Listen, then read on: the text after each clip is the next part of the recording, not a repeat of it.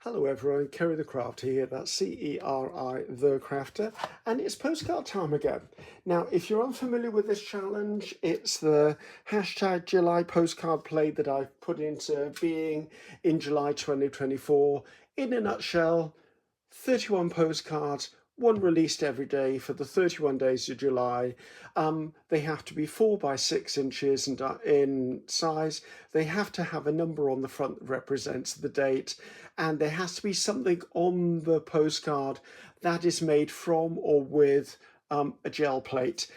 It doesn't need to be the whole background, although looking at mine, probably mine are all backgrounds, but it just needs to be one little element is all you really need. And if you search this hashtag on any social media, like you put it into the search engine for YouTube, for Pinterest, for Instagram, TikTok, Facebook, whatever, it should pull up all of the posts in that, and there's lots of people involved, and I'm really excited about it.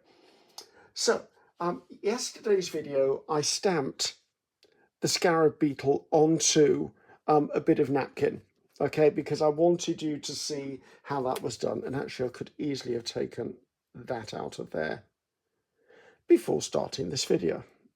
So this will now go into my stash of tissue pieces to be used in another time. Now, I'm going to eventually colour this by painting it.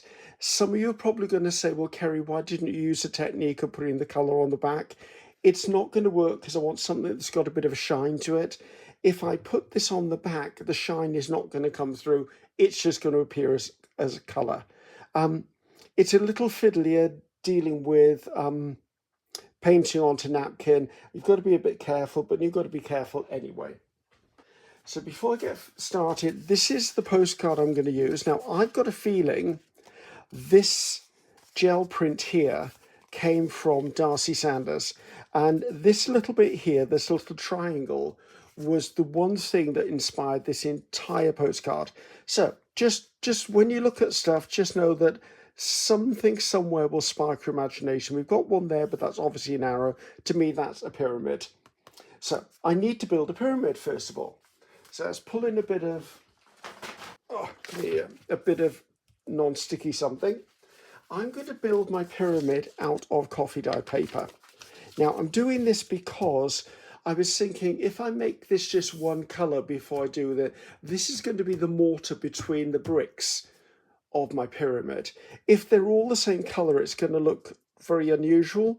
But if I actually do it on coffee dyed paper where it's stained, it's going to look slightly different. So, and I'm going to use this stencil, which is by Rhonda Donar. It's called Brick Wall Wide. There are two versions of Brick Wall. One goes vertically, one goes horizontally. So I'm going to bring that one into play. And obviously, because it's a stencil, when I put paint on it, the paint that's left behind is going to be the bricks, and the base colour is going to be the mortar. So I'm just going to come in, I'm going to sponge some colour on. I've only put that there just so that I've got something holding down part of this for me to be aware of. I mean, I could put tape on this and hold it in place, but I don't think I really need to. Now, I'm going to use a mixture of buttermilk here. A cream coloured paint would be my preference, and this is the cream coloured paint I'm going to use. I don't need a huge amount, it's only a really small pyramid.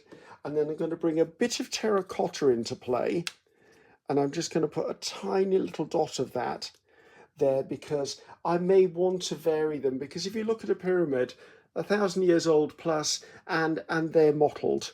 So I'm going to come in, dab off, and I'm going to come in, and I'm just going to create the bricks in the background. Now I'm doing more than I actually need to do, because if I'm going to do one lot, why not do a whole lot? So bear with me while I get on with this. So yeah, the postcard challenge is going amazing. I'm so thrilled. It excited so many people. It gave them a vehicle to use their gel prints on. It gave them a chance to use up ephemera they may have around. Some people are limiting themselves to only using what they can find in their craft room. Some people are just only using recycled products. One lady is doing 31 postcards representing the 31 countries that she's visited in her travels. I think people have been so ingenious with the way they're doing it. Some of them are actually just making everything from the basics. They're not using stamps, they're using their own artistry to do it all. And I think that's so exciting. I'm so inspired by what I'm seeing going on. I'm like, you know, I'm feeling a bit as if I'm not doing enough sometimes. But you know what? I'm doing what I can, and I'm doing it in a way that I love. And that's what this challenge is about. This challenge for me is about having fun. Right, I put the cream on there. I'm now going to pick up a little bit of this. You can see this. See, it's a bit of a shade different. And I'm going to come in areas and just put patches on. Now, I don't know where on this page I'm going to cut my pyramid from, but that doesn't matter. I want this so there's a little bit. I'm going to go over again with the cream, because that in itself will change the background.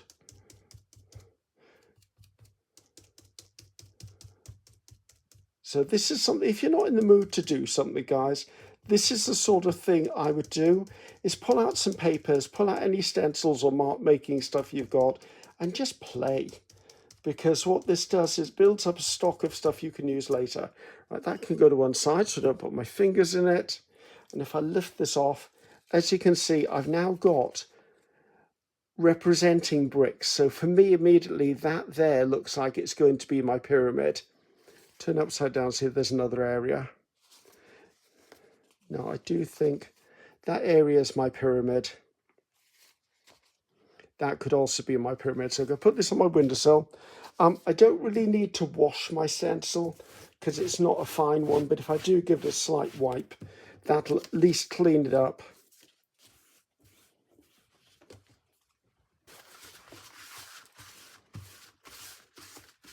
So let's explain a couple of other things that I ended up doing, because this is the postcard. We've got that.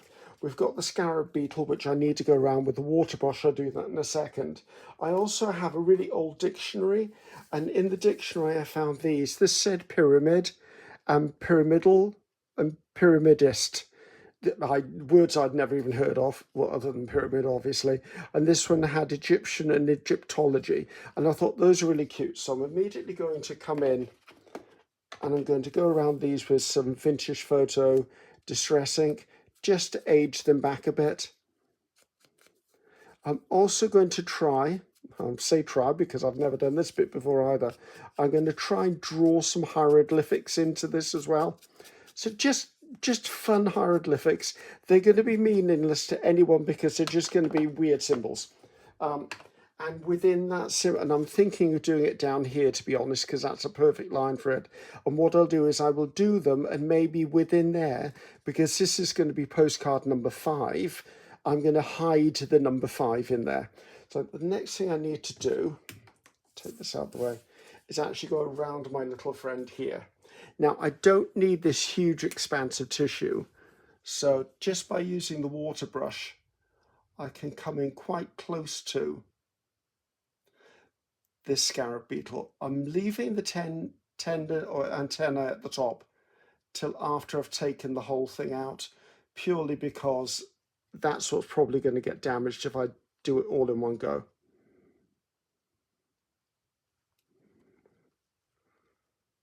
You can fussy cut tissue, but it's exactly what fussy cut means. It's fussy.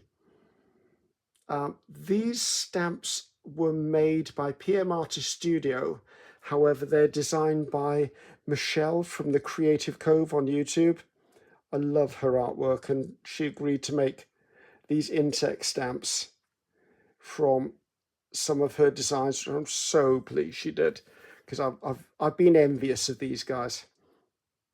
There are more than I've got here. I think in the preparation I've used more than this as well. So just coming around with there. Now I've got to this stage, I'm going to now come in and I'm going to take the little bits out of here. Now, I do know that once this is complete, I'm probably going to dab it gently with vintage photo distress ink, just to brown out any little white bits, because as we're seeing with these postcards, it doesn't always go completely transparent. Oh, that's going to be a bit dodgy.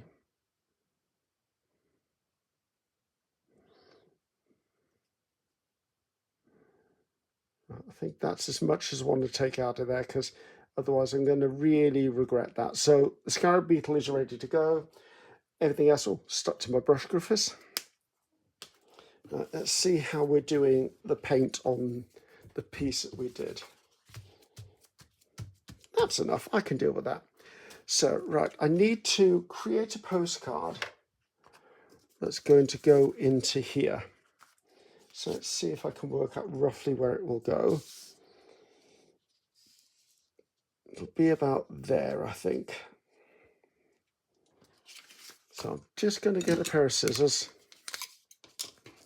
And as I said, this is the bit I liked, so I'm going to come along here.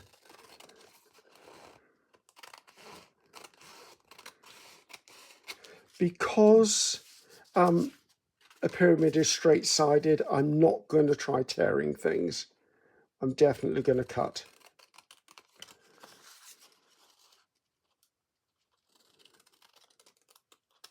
And hope to goodness I've cut a decent triangle. Oh, that's actually not bad, is it? That's exactly what I was hoping it was going to be. Right, this needs a little bit of shading around the edge as well, just because I need it to stand out a little bit from the background.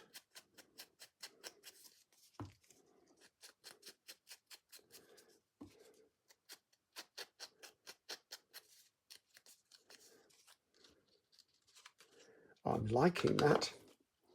So how do I want to put this down? Right, this is just tissue. I could put this down with art glitter glue. I could put it down with matte medium. Let's just do it with art glitter glue. It's probably faster, to be honest with you. I could have used a glue stick as well.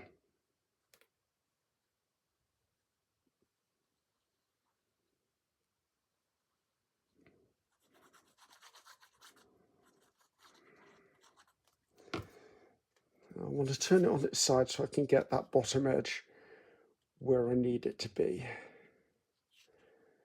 Bottom edge is more important to me than anything else.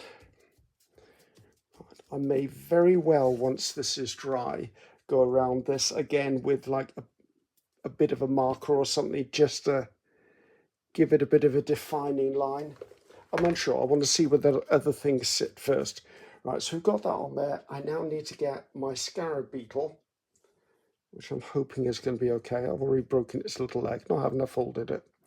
Right, let's get this off here, just because I don't want my matte medium turning a different colour on me.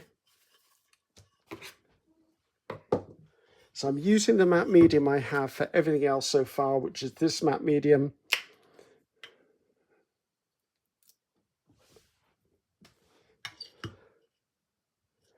Bit on the plate.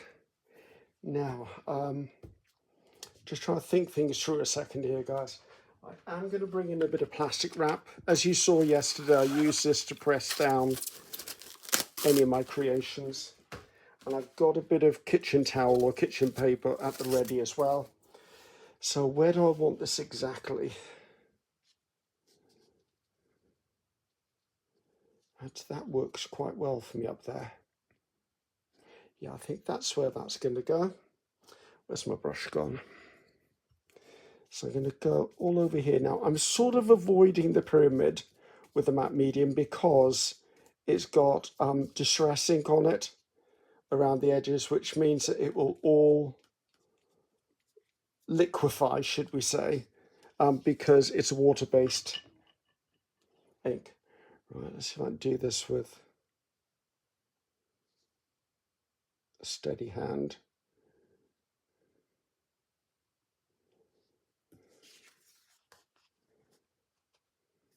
I think that'll be okay. Right, so I'm just being really tentative because I know how delicate this thing is.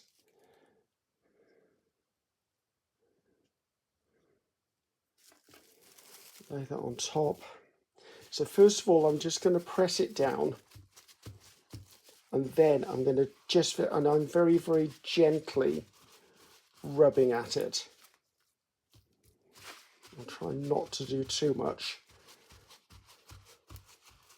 If I rub with this, because it's got a texture to it, if I rub too vigorously, the texture is going to work its way out.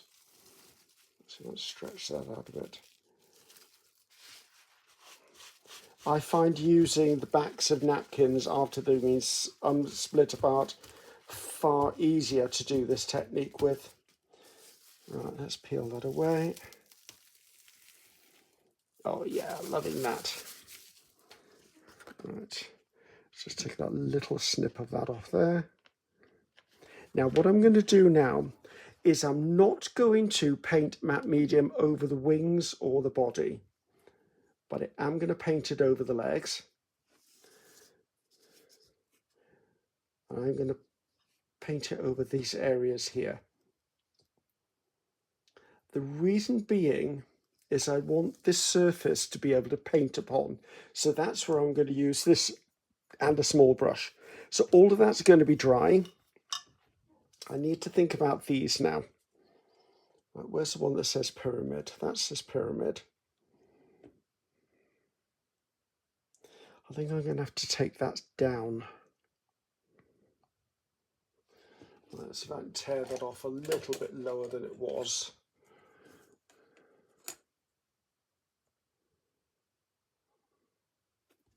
Holding this down really well. This was very, very fragile, this dictionary page. So what I did is I backed it with another little bit of book page, purely because if I didn't, I would have been in a whole world of pain.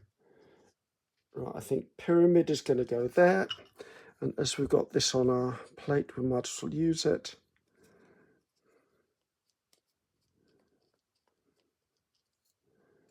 I think just down by there is going to be perfect.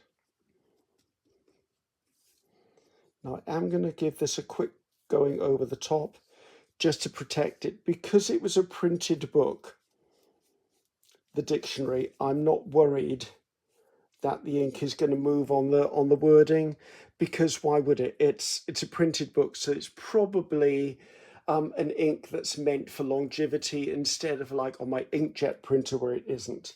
Right, this is the other one that says Egyptian. Does it need another one is the question. You know, I think I'm going to drop that into my bits and bobs basket. You never know when I may need them again. So I've got this now. I'm looking at this thinking this needs something here. I also need to put the number in. I do want to go around this and actually just sharpen that up a bit. So have I got a sepia coloured pen? This is where I keep all of my Micron. Thank you, British Airways, for a free bag. This is where I keep all of my Micron pens. This was one of my treats to myself when I was in the States, because they're a lot cheaper over there than they are over here, I can tell you. Ooh, that's so not the one I want. Right, which one is it? Maybe a 2. There you go. I just want to come in. Now, I wouldn't normally use a ruler, but I'm going to on this instance. I want to get this absolutely so it doesn't... I don't want to slip is what I'm trying to get at.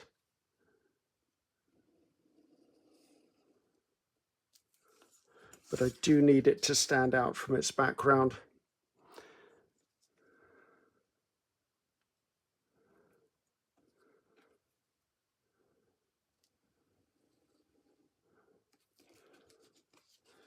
I was very tempted to put a line down there to make it 3-dimensional, but then I realized I couldn't make the bricks look 3-dimensional, so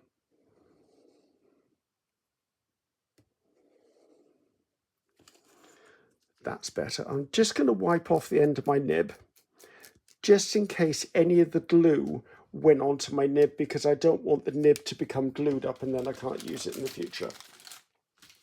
So where are we at to? So just wave this for a second to get it to dry. So I still think I need something here. And I'm wondering whether I've got a label with a number on, because I think something there would be really interesting. I've got some, what are these? These are more random numbers from Tracy Fox. And I'm just, do you see where I'm going? It needs a something. And I quite like the fact that these are, I don't want something that big. Pity this isn't the date for this postcard. It isn't, but that's not doing it for me. I don't know what, these are just Tracy Fox labels. I can't tell you which ones exactly they are. I wouldn't mind a circle. Can you see me? Only roughly. Okay. Sorry guys, didn't realise I had a shot.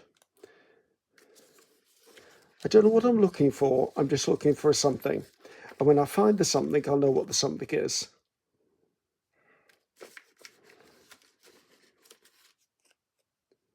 Archaeology. If that wasn't meant to be, I don't know what was. Archaeology is going there. Now, I do want to just snip the corners off this.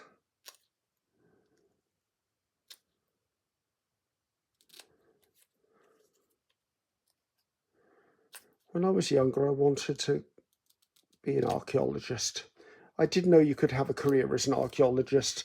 When I went through school, the careers teacher just, yeah, you work in a garage, you work in a restaurant, you work in a shop. That's pretty much the options we were given. So I was like, oh, really? Okay. So I didn't know you could become an artist or any of that lot. I think that's perfect for that. I can use art glitter glue. So I was a bit disappointed at that, but I did do a couple of archaeological digs because there were a few in Wales where they were asking teenagers and students to join them. And I remember we dug out a castle on the Gower coast of Wales, and it was a castle that was actually underneath another castle. So we were living in tents. My friend, what was his name? Gwyn, a school friend of mine. We both did the dig, and you had to cook for yourself and live under canvas. Interesting times, I can tell you.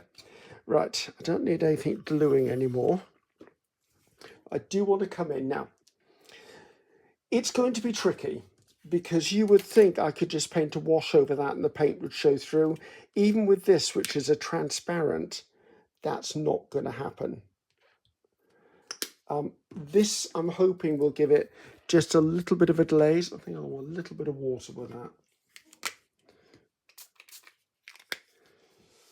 Just so it's not so difficult to paint. Now, if this takes too long, guys, I will not cut this bit out, but I will certainly edit some of it out. Now, I was looking at scarab beetles, and there's lots of different colours within the scarab beetle, so I've just decided I'm going to choose the colour of the scarab beetle, and it's going to be blue. Purple, sorry. I might actually do the wings like an emerald green. Yeah, I think watering down the paint really does help the black show through. And it is only a hint. I just wanted the beetle to be shiny, because beetles have, well, there's some beetles out there that actually are fabulous colours, and a lot of them are metallic. Not actually metal, obviously, but a lot of them have that, I think, is that called a carapace or something? Well, whatever their shell is, exoskeleton, is it exoskeleton? I get confused by all of those things. You can tell I wasn't paying attention in biology, can't you? Let's see, it's just got that bit of a shimmer to it, which I'm loving. Right, the legs don't need it. The wings, I'd like the wings to be a green colour, I think. Make sure that that's not covering up too much. Right, let's get that off my brush. And let's get some green. Right, there's this yellow green, which is probably going to be a little brighter than I'm expecting. But I'm hoping, as I'm just putting a thin glaze over the top of these, it will be enough. And as we learned from the first thing, thinning it down is better. Now I've got a bigger surface, so I'm going to get a bigger brush. And I'm literally looking for a glaze. I'm hoping this isn't too bright. Well, it's not bright enough, but looks a bit. Actually, you know what, that might be all right.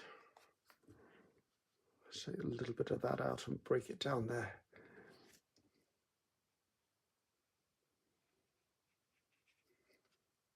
So if you're watching this going, oh, I wish I'd have done that challenge, do it anyway.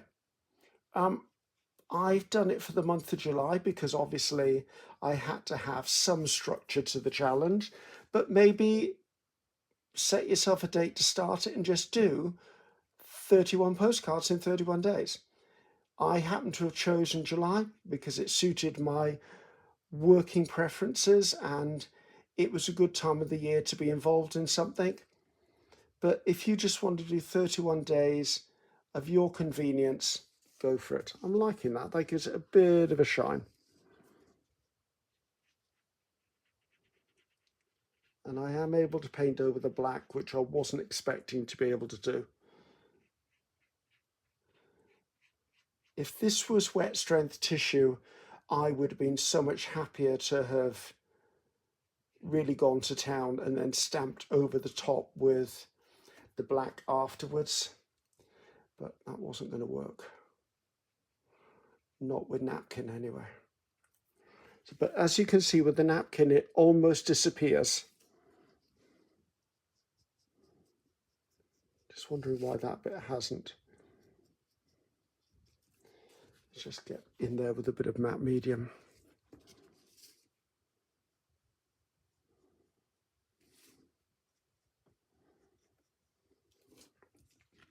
So there you go, that's given that a little bit of life.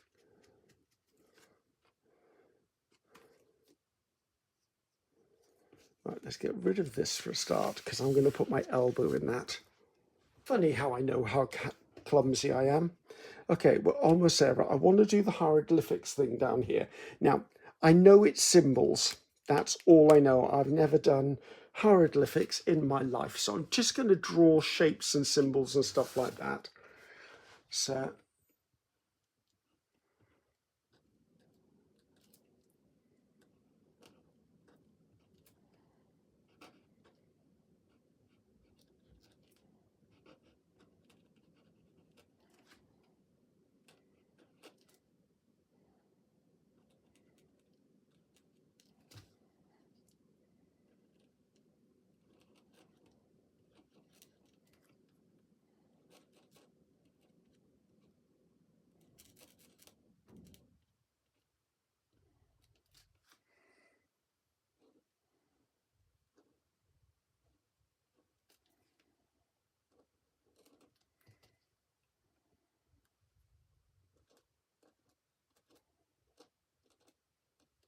okay, that's sort of kind of, does that look Egyptianish?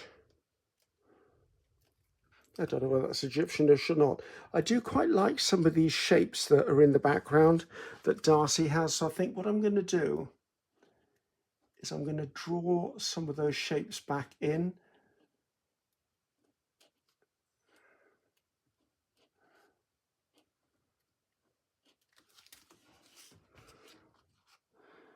Anything else? Yeah, there's a couple there.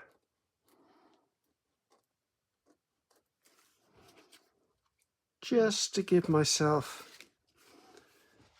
I'm liking the shapes of things is what I'm doing.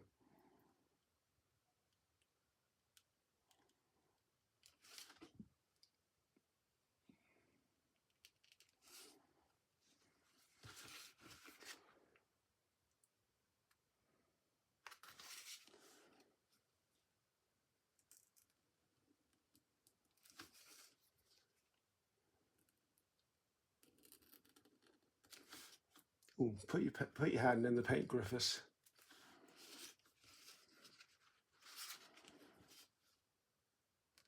I'm actually liking having the lines over the beetle.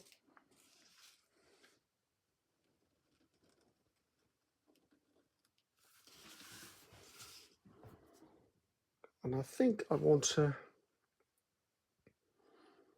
yeah, I am going to outline this in black. I know I normally outline stuff in black, but in this instance, I think it would be beneficial to outline it in black.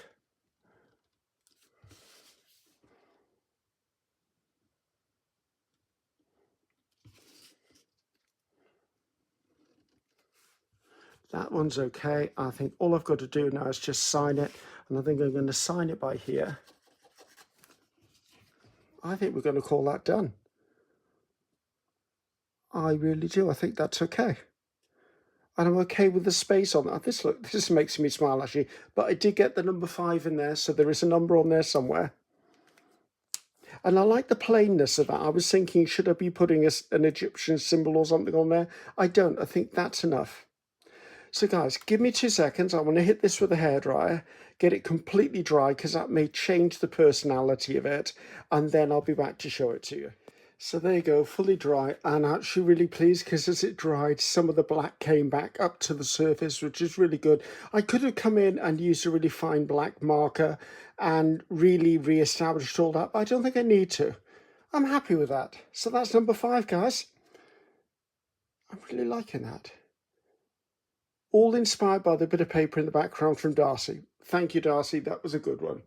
So, I'm Ceri the Crafter. That's Ceri the Crafter. Until next time, goodbye now.